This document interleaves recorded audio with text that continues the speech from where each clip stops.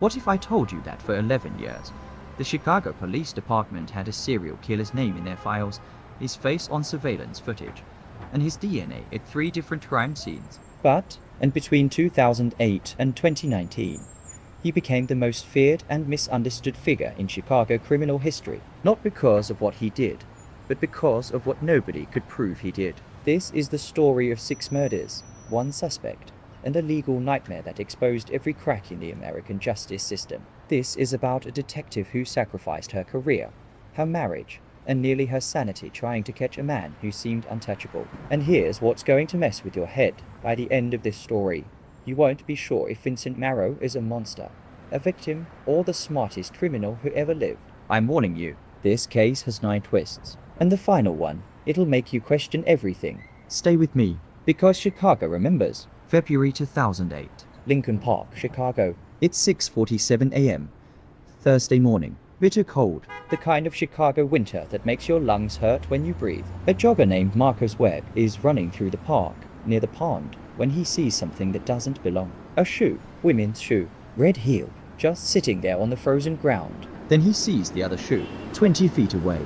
Then he sees her, Emily Rodriguez, 23 years old, graduate student at DePaul University, lying face up in the snow, arms spread wide like she's making a snow angel. But she's not moving, and there's blood, a lot of blood.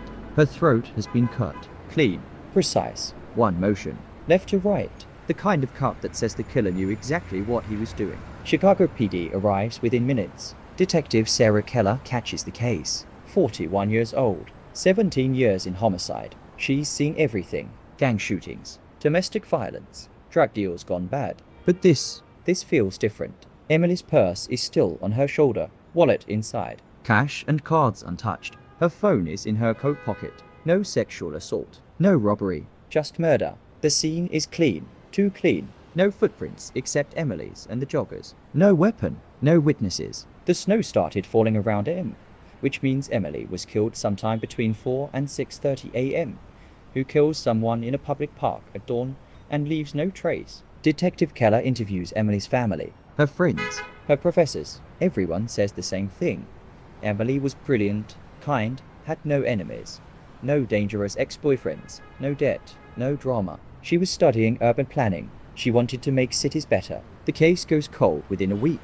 But here's twist number 1. 3 months later, it happens again.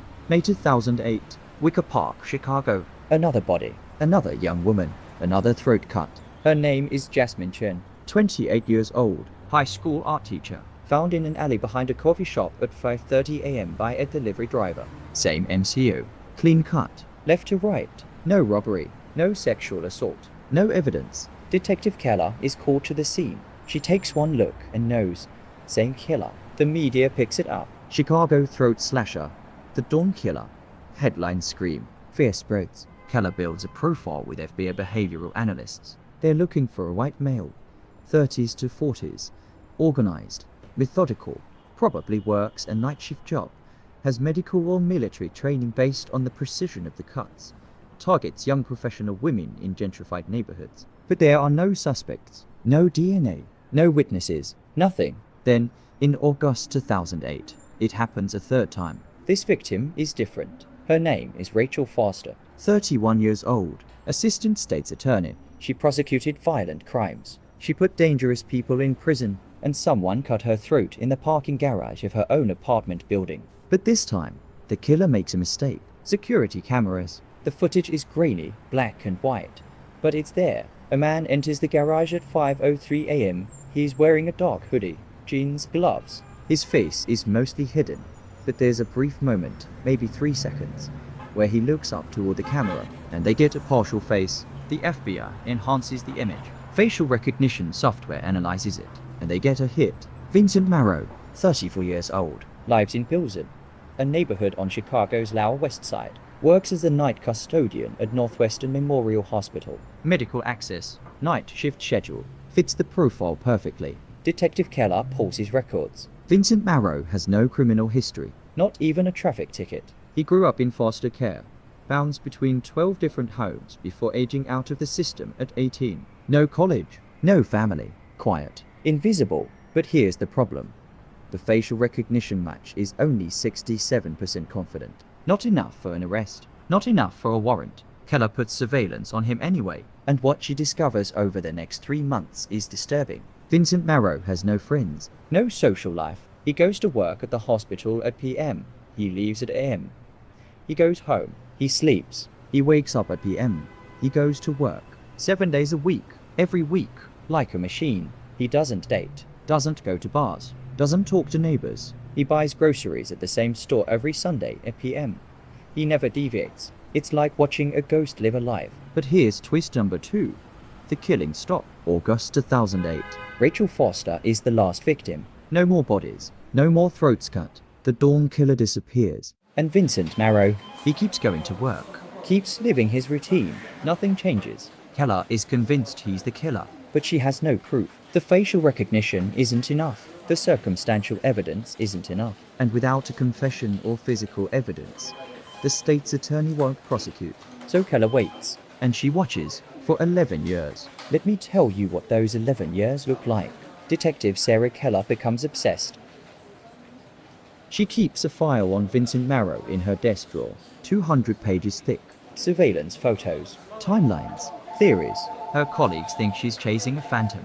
Her captain tells her to let it go. Her husband begs her to move on, but she can't, because she knows. She knows Vincent Marrow killed those 3 women. She knows it the way you know when someone's lying to your face. Gut instinct, detective instinct. She visits the victims' families every year on the anniversaries. Emily's mother, Jasmine's sister, Rachel's husband. She promises them, I'm going to get him. I don't know how, but I'm going to get him. Meanwhile, Vincent Marrow continues his routine. Work, home, sleep, repeat. No mistakes, no deviations, no new victims. Keller retires from Chicago PD in 2016. But she doesn't stop. She becomes a private investigator, and her only client, herself, her only case, Vincent Marrow. Her husband leaves her in 2017. Says she's married to the job, not to him. Maybe he's right. And then, in March 2019, 11 years after the last murder, something changes. Vincent Marrow breaks his routine. March 12, 2019. Tuesday night, 11:47 p.m. Keller is parked outside Vincent's apartment building in Pilsen. She's been doing this twice a week for years. Just watching, waiting for something, anything. Vincent should be at work. His shift starts at PM, but his lights are on. He's home. Keller's heart races. In 11 years, Vincent has never missed a shift. She watches, waits. At 11:52 p.m., Vincent leaves his building, but he's not wearing his work uniform. He's wearing dark clothes, a jacket. He's carrying a duffel bag. Keller follows. Vincent gets into his car, a beat-up 2003 Toyota Camry, and drives south, out of Pilsen, through Bridgeport, past Bronzeville. He's heading toward the south side. Keller stays 3 cars back, heart pounding. This is it. 11 years. This is it. Vincent pulls into an abandoned industrial area near the old steel mills. Empty warehouses, broken windows, no streetlights. He parks, gets out, takes the duffel bag, walks into one of the warehouses. Keller waits 5 minutes. Then she follows. She has her gun drawn, her phone ready to call 911. Every instinct screaming that she's about to find something terrible. She enters the warehouse. It's dark, massive, echoing. She hears sounds, movement, voices. She creeps closer, staying in the shadows, and then she sees it. Twist number 3. Vincent Marrow isn't alone. There are 12 people in the warehouse, men and women, sitting in a circle, folding chairs, coffee cups. Someone brought donuts. It's a meeting. Keller gets close enough to hear, and that's when I realized I couldn't keep running from it. Vincent is saying. His voice is soft. Shake here. I've been sober for 6 years now, but the guilt doesn't go away. The shame doesn't go away. Keller's mind reels. It's an AA meeting. Alcoholics Anonymous. Vincent Marrow isn't killing anyone. He's attending a late-night recovery meeting in an abandoned warehouse because it's the only place he feels safe. One of the other people, an older woman, speaks up. Vincent, you've come so far. We're proud of you. Thank you, Linda. I don't know how to forgive myself for the things I've done. Keller's brain is screaming. What things? What did you do? The meeting continues for another hour. Keller stays hidden, listening. Vincent talks about his childhood, the abuse, the foster homes, the alcoholism that started when he was 14, the blackouts, the last years, but he never mentions the murders. The meeting ends. People hug. They disperse. Vincent drives home. Keller sits in her car, shaking. What the hell is going on? March 2019. Keller goes back to basics. She re-examines everything. The 3 murders. The timelines. The evidence. Emily Rodriguez. Killed February 2008. Between 4 and 6:30 a.m. Jasmine Chin. Killed May 2008. Around 5:30 a.m. Rachel Foster. Killed August 2008. Around 5 o'clock a.m., all 3 were killed during Vincent's shift at the hospital. Keller checks his work records. She's checked them 100 times before. But this time, she digs deeper. And she finds something she missed. Vincent Marrow punched in for his shift the night of each murder. But there's a gap. On all 3 nights, Vincent's security badge shows him entering the hospital at p.m. But there's no record of him swiping into any specific department until 6:15 a.m. 8 hours unaccounted for. He could have left the hospital, Committed the murders. returned before anyone noticed. But why would a hospital allow that? Why wouldn't anyone report him missing? Keller goes to Northwestern Memorial. She interviews the night shift supervisor from 2008. Guy named Tom Brennan, now retired. Vincent Marrow. Yeah, I remember him. Quiet guy. Good worker. Did he ever leave during his shift? Tom thinks. I mean, sometimes. We all took breaks. Smoke breaks, coffee runs, whatever. It was a pretty relaxed environment back then. 8-hour breaks? Tom laughs. No, man. Maybe 30 minutes, an hour tops. Dead end. But then Tom says something else. Although, now that you mention it, Vincent did have this thing where he'd sleep in the storage room sometimes. Said he had insomnia at home. Could only sleep at the hospital. We let him do it, as long as his work got done. We didn't care. Keller's blood runs cold. He slept during his shift, Yeah, weird, right? but he'd finish his cleaning by M, then crash in the storage room until 6. Then he'd punch out and go home. Did anyone verify he was actually in the storage room? Tom shrugs. I mean, I assumed. Door was locked from the inside. Keller thanks him. Leaves. Her mind is racing. Vincent could have left the hospital. Killed someone. Returned. And nobody would have known. But here's twist number 4. That still doesn't explain the DNA. Because in 2008, crime scene investigators collected DNA from all 3 murder scenes. Touch DNA from Rachel Foster's coat collar. Ski. She needs Vincent's DNA. April 2019. Keller follows Vincent to his regular grocery store. Watches him buy his weekly supplies. Watches him throw away his receipt and a plastic bag in the parking lot trash can. She waits until he drives away. Then she digs through the trash. She finds a coffee cup. Starbucks. Still has lipstick. No, not lipstick. Just saliva residue on the lid. She bags it. Sends it to a private lab. 2 weeks later, the results come back. The DNA from Vincent's coffee cup does not match the DNA from any of the 3 murder scenes. Keller stares at the report. How is that possible? Vincent Marrow is the only suspect. The only person who fits. The only person on the surveillance footage. But his DNA doesn't match. Which means either he didn't kill those women, or twist number 5 someone else did, and Vincent is being framed. But who would frame a nobody? A night custodian with no family. No friends, no life. What's the point? Unless Vincent isn't a nobody. Keller goes deeper. Way deeper. She hires a forensic genealogist. Sends them Vincent's DNA. Asks them to build a family tree. 6 weeks later, they send her a report that changes everything. Vincent Marrow's birth name isn't Vincent Marrow. It's Vincent Kozlov. His biological father was Dmitry Kozlov, a Ukrainian immigrant who worked at a meatpacking plant on Chicago's South Side in the 1970s and 82nd. Dmitry died in 1987. Workplace accident. Vincent's biological mother was Sarah Kozlov. She died in 1991. Overdose. Vincent entered foster care at age 6. His name was changed to Marrow by his first foster family. He has no memory of his original name. But here's the kicker.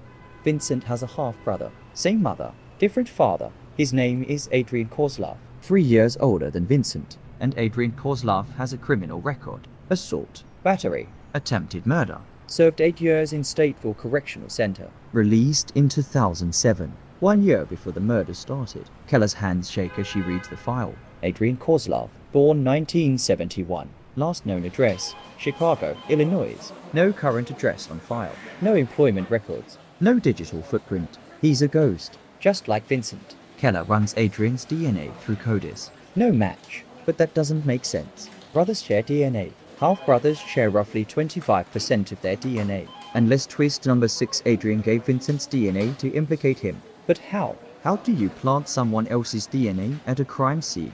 Keller brings in a forensic expert. Dr. Lisa Tran, DNA specialist. Could someone plant DNA? Keller asks. Absolutely, Dr. Tran says. If you have access to someone's biological material, hair, skin cells, saliva, you could transfer it to a crime scene. It's called secondary transfer. How hard is it? Not very. You could collect skin cells from someone's hairbrush, sprinkle them on a victim's clothing, and it would look like that person touched the victim.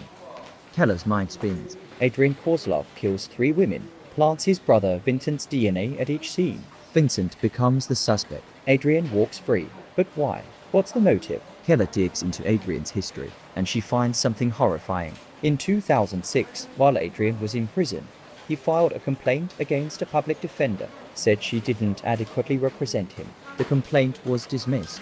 The public defender's name, Rachel Foster. The 3rd victim, Rachel Foster prosecuted violent crimes. But before that, she was a public defender. She represented Adrian Kozlov in his 2004 assault trial. Adrian blamed her for his conviction. And 10 years later, he killed her. But what about the other 2 victims? Emily Rodriguez and Jasmine Chen. Keller keeps digging. Emily Rodriguez, graduate student at DePaul, urban planning. In 2007, Emily did an internship with the Chicago Housing Authority. She worked on a project to demolish a public housing complex on the south side. The complex where Dmitry Kozlov, Vincent and Adrian's father, died in 1987. Emily was part of the team that erased their father's legacy. Jasmine Chen, high school art teacher.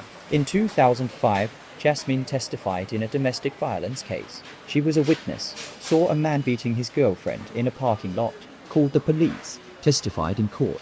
The man was convicted, sent to prison. His name? Dmitry Kozlov Jr. Adrian and Vincent's half-brother from their father's first marriage. Adrian Kozlov killed 3 women who, in his mind, destroyed his family, and he framed his brother for it. June 2019. Keller presents her findings to the state's attorney's office. They're skeptical. It's a theory, a good theory, but without Adrian Kozlov in custody, without his DNA, without a confession, it's still just speculation.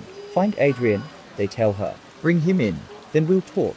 Keller spends the next 3 months hunting for Adrian Kozlov. She tracks his known associates, his old cellmates, his last employer. Nothing. He's vanished. And then, twist number 7, Vincent Marrow disappears too. September 2019. Vincent stops showing up to work. His apartment is empty. His car is gone. Keller panics. Did Adrian finally come for him? Did Vincent find out about his brother and run? She files a missing persons report, puts out an APB. Nothing. 2 weeks pass. And then Keller gets a call from a Wisconsin state trooper. They found a body. Male. Mid-40s. Throat cut. It's Vincent Marrow. He was found in a rest stop bathroom of I-94, near the Illinois-Wisconsin border. Same MCU as the 3 women. Clean cut. Left to right. No robbery. No evidence. But there's something else. Written on the bathroom mirror in Vincent's blood. I'm sorry.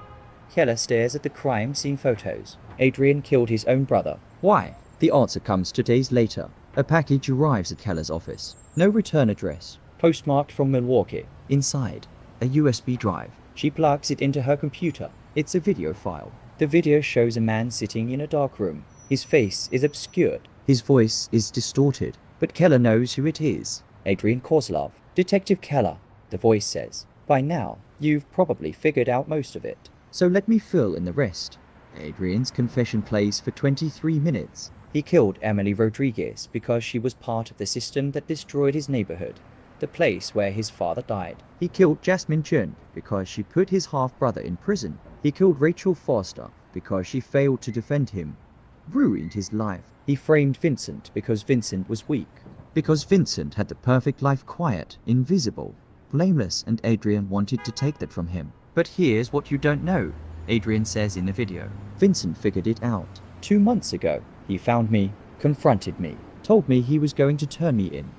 The video cuts to a different angle. Another recording. It shows Vincent Marrow, sitting in the same dark room. His hands are tied. His face is blooded. Please, Vincent is saying. Please, Adrian. We're brothers. We're all we have left. You were never my brother. Adrian's voice says of camera. You were just a tool. The video cuts to black. Then text appears.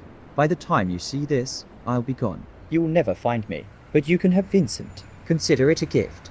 The video ends. Keller sits in silence. Twist number 8. Adrian Kozlov isn't just a serial killer. He's a ghost, a phantom, someone who slips through every crack in the system, and he's still out there. October 2019. The FBI takes over the case. Federal manhunt. Adrian Kozlov's face is on the news. America's most wanted. $10,000 reward. But there are no credible sightings, no tips. Nothing. It's like he never existed. The 3 murders from 2008 are officially closed. Solve. Adrian Kozlov named as the perpetrator. Vincent Marrow exonerated posthumously. The families get closure. Sort of. Emily's mother tells Keller, "I'm glad you never gave up." But it doesn't bring her back. Jasmine's sister says, "At least now we know." That's something. Rachel's husband doesn't say anything. He just nods, walks away. Keller attends Vincent Marrow's funeral. There are 7 people there. 6 are from his A group. 1 is Keller. She stands at his grave and thinks about the 11 years she spent watching him.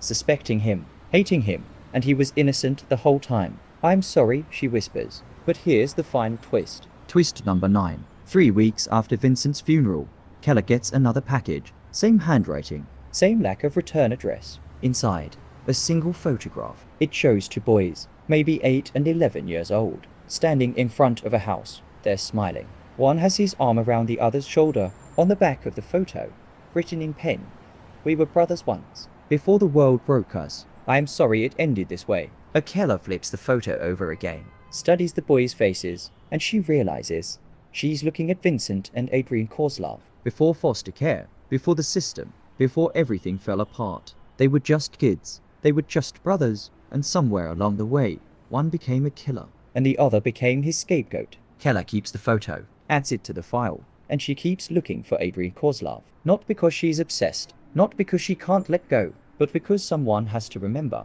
Someone has to bear witness to what happened. To what was lost. To the children who became monsters, and the children who became victims. November 2019. Chicago moves on. The case fades from the headlines. People forget. But Detective Sarah Keller doesn't forget. She keeps Vincent Marrow's photo on her desk, right next to the photo of Adrian. 2 brothers, 2 ghosts, 1 dead. One still out there. And every morning, Keller looks at those photos and asks herself the same question.